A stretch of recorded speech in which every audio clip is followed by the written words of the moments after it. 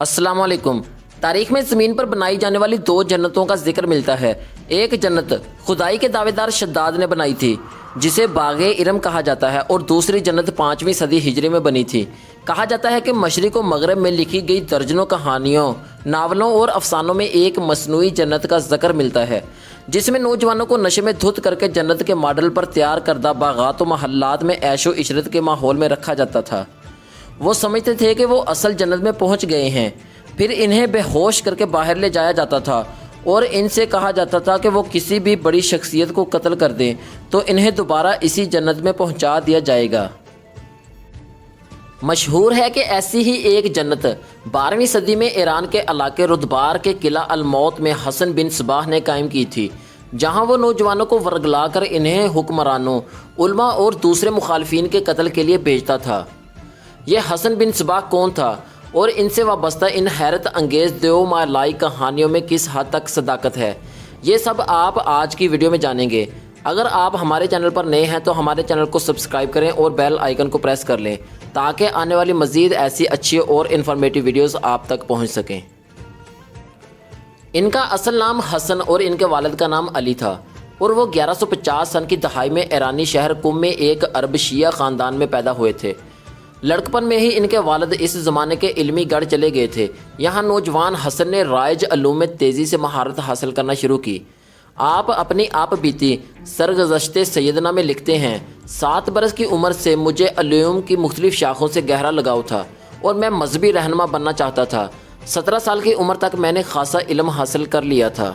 अलूम की ये शाखें दीनियात के अलावा फुल्कियात, जियोमेट्री, मंतिक और रियाजी थीं। इसी दौरान इनकी मुलाकात अमीरा जुर्राब नामी इस्माइली दाई से हुई, जिन्होंने नौजवान हसन के ज़रखेज़ दिमाग के लिए बारिश का सा काम किया। हसन इनसे इस कदर मुतासर हुआ कि वो इस्माइली हो गया। यहाँ हमारा सामना एक दिलचस्प रवायत से होता है।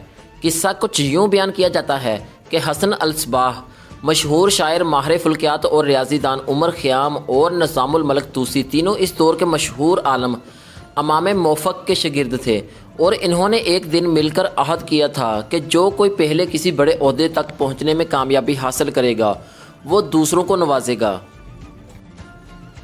हुआ यूँ कि निज़ामुल मलिक ताकतवर सल्जूक सुल्तान अल्प अरसलान के वज़ीर आज़म बन गए और इन्होंने लड़कपन के वादे को वफा करते हुए हसन अल-सबाह और उमर ख़याम को बड़े बड़े ओहदे देने की पेशकश की।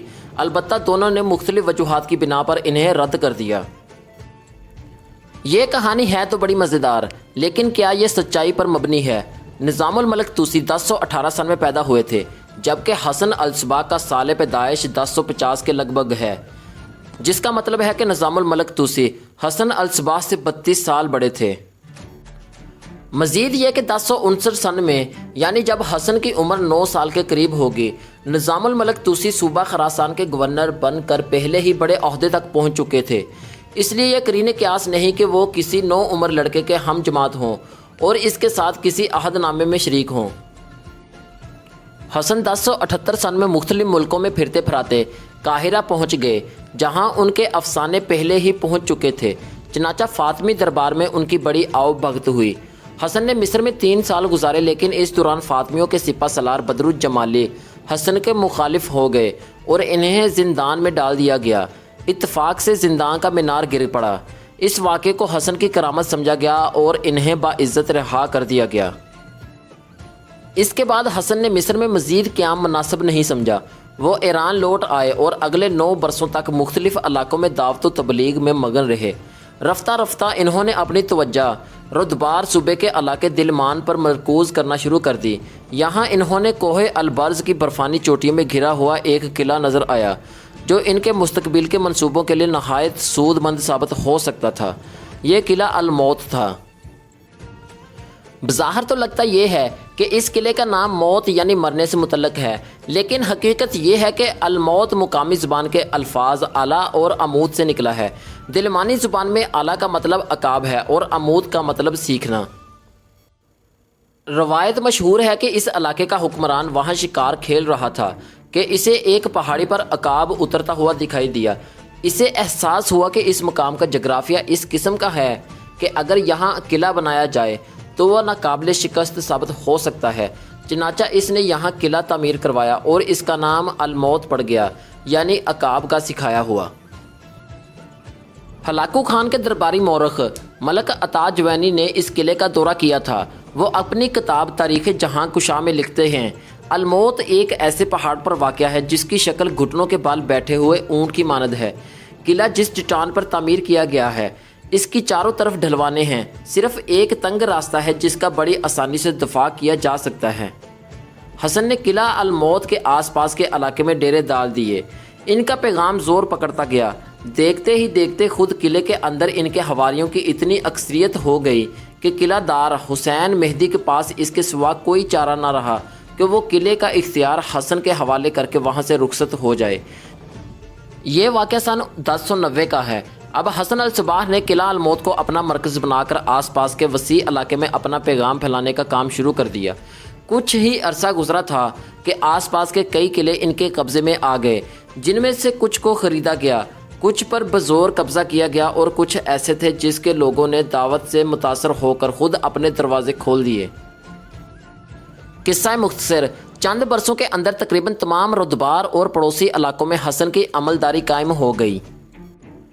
इनके इन्हमाको इर्तकाज़ का ये आलम था कि वो अलमौत में आ जाने के बाद 35 बरस तक किले से बाहर नहीं गए, बल्कि अपने घर से भी सिर्फ 2 बार बाहर निकले। तारीख़ दान रशीदुद्दीन हमदानी जामिया अल तवारीख़ में लिखते हैं कि वो अपनी मौत तक अपने घर में ही रहे, जहाँ वो अपना वक्त मुताले, दावत तहरीर करने, अपनी अमलदारी का निज़ाम व नुस्ख चलाने में गुजारते रहे। सल्जूक सुल्तान मलक शाह ने अपने सरहदी इलाके छिन जाने की खबर सुनकर हसन अल सबाह की सरकूबी के लिए 1092 सन में एक लश्कर भेजा, जिसने अलमौत का मुहासरा कर लिया। लेकिन 7000 फुट की बुलंदी पर वाक़या ये किला नाकाबिले तस्खीर था। दूसरी तरफ आसपास के इलाकों से हसन के मानने वालों ने कचौके लगा लगा कर शाही लश्कर को इस कदर सच किया कि उन्हें अपना सा मुँह लेकर लौटना पड़ा। अलमौत के मुहासरे के चंद माह बाद 16 अक्टूबर 1192 सन को सल्जूक सुल्तान के वज़ीर आज़म और हसन अल सबाह के मुबैना हम जमात निज़ामुल मलक तूसी सफ़र कर रहे थे कि दिलमान के इलाके का एक नौजवान, जिसने फ़कीरों का भेस बदला हुआ था, इनके करीब पहुंचा और अपने चुग्गे से खंजर निकालकर इन पर वार कर दिया। रशीदुद्दीन हमदानी के मुताबिक हसन अल सबाह को मालूम हुआ था कि अलमौत पर सल्जूकियों के हमले के पीछे दरअसल निज़ामुल मलक तूसी का हाथ था। इन्होंने एक दिन अपने फदाइयों से कहा, तुम में से कौन है जो इस मुल्क को निज़ामुल मलक तूसी के फितने से पाक कर सके। एक नौजवान अबू ताहर आरानी नामी ने हाथ बुलंद किया और बाद में जाकर शेखुल जब्बाल के फरमान पर अमल कर डाला और इस दौरान खुद भी निज़ामुल मलक के मुहाफ़िज़ों के हाथों मारा गया। यह हसन अल सबाह की मुहिम का पहला खुदकुश हमला था। जाहिर है कि सियासी कत्ल हसन की इजाद नहीं था। ये अमल इतना ही पुराना है जितनी इंसानी तारीख, लेकिन जिस मुनज़्ज़म तरीके से और जिस वसी पैमाने पर हसन ने इसे बतौर आला इस्तेमाल किया, इसकी वजह से इनका नाम इससे मुंसलिक होकर रह गया। हसन को मालूम था कि इनके मानने वालों की तादाद इतनी कम है कि वो कभी भी सल्जूकों और दूसरे ताकतवर दुश्मन हुक्मरानों का मुकाबला नहीं कर सकेंगे। इस सूरत हाल में इन्होंने वो तकनीक इस्तेमाल की कि बजाय हज़ारों की तादाद में फ़ौजों का मैदान जंग में दो बदू मुकाबला किया जाए, बेहतर यही है कि अपने किसी जानसार फ़िदाई की तरबियत करके इसके हाथों किसी हुक्मरान, ख़तरनाक वज़ीर, सिपा सलार या मुखालिफ मजहबी आलम को कत्ल करवा दिया जाए। ये तरीका हैरत अंगेज़ तौर पर कामयाब साबित हुआ। निज़ामुल मलक तूसी के बाद हसन के फ़दाईन के निशाने पर कई हुक्मरान, शहजादे, गवर्नर, जर्नैल और उलमा बने और इनकी दहशत नज़दीकों दूर तक फैल गई। कई अहम शख्सियात किसी भी अजनबी से मिलने से कुतराने लगीं और दूसरे अपने लिबास के नीचे एहतियातन ज़रा बख्तर पहनने लगे। किला अलमौत में हसन अल सबाह की ज़िंदगी का यही वो दौर है जो बाद में आने वाली सदियों में असातीरी हैसियत इख्तियार कर गया। इन्हें आमतौर पर शेखुल जब्बाल कहा जाता है। मशहूर है कि इन्होंने इस किले में एक मसनूई जन्नत कायम कर रखी थी, जिसकी एक झलक नौजवानों को दिखाकर इन्हें सुलातीन, वज़रा, मजहबी रहनुमाओं और दूसरी सरकर्दा शख्सियात के कत्ल के लिए आमादा किया जाता था। मुखालफिन की नज़र में ये लोग दहशत गर्द थे, लेकिन खुद हसन अल सबाह और इनके हामियों के नज़दीक ये फ़िदाई थे, जिन्हें मकसद के हसूल के लिए جانیں قربان کرنے میں ہچکچاہٹ محسوس نہیں ہوتی تھی۔ قلعہ الموت میں ایسے تمام فدائیوں کے نام ایک قسم کے رول آف آنر میں داخل کیے جاتے تھے اور انہیں شہید کا درجہ دیا جاتا تھا۔ یہ کہانی مشہور کرنے میں سب سے نمایاں کردار مارکو پولو نے ادا کیا۔ یہ وہ اطالوی سیاح تھا جس کا سفر نامہ دنیا کی مشہور ترین کتابوں میں شمار کیا جاتا ہے۔ اس کتاب میں مارکو پولو نے لکھا ہے، شیخ الجبال نے 2 پہاڑوں کے درمیان واقع وادی میں ایک وسیع و عریض اور خوشنما باغ بنوایا جس کی کہیں مثال نہیں ملتی۔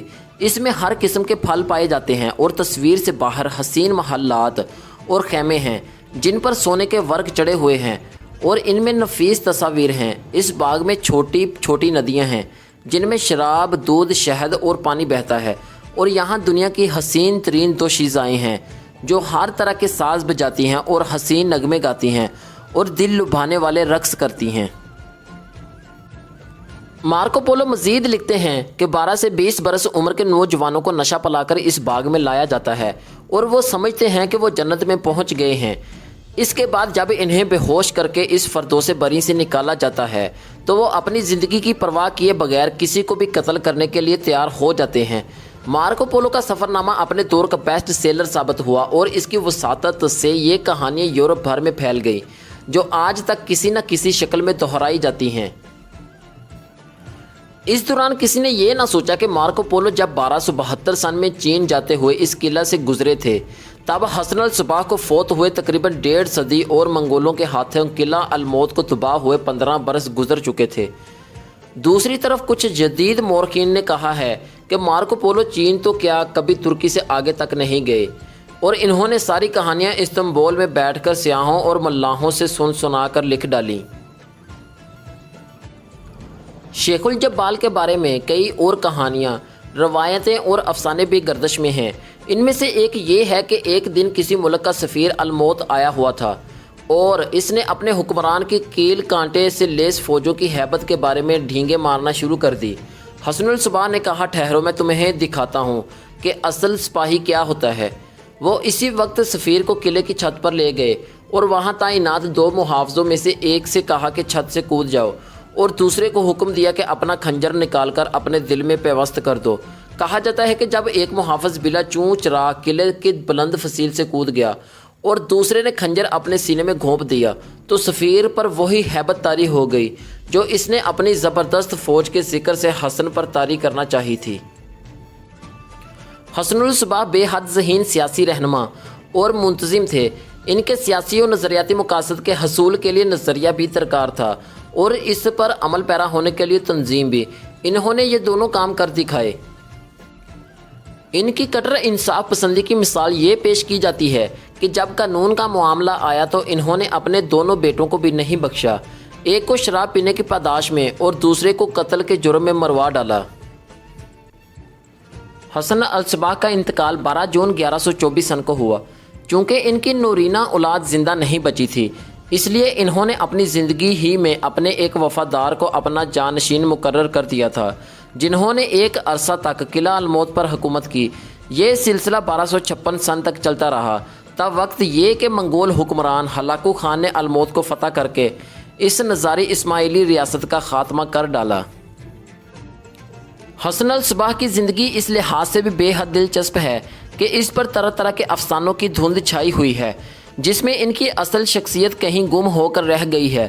زمانے کی یہ ستم ظریفی بھی دیکھیے کہ انہوں نے اس کا اصل نام بھی بدل کر حسن بن صباح مشہور کر دیا، حالانکہ ان کے والد کا نام صباح نہیں بلکہ علی تھا۔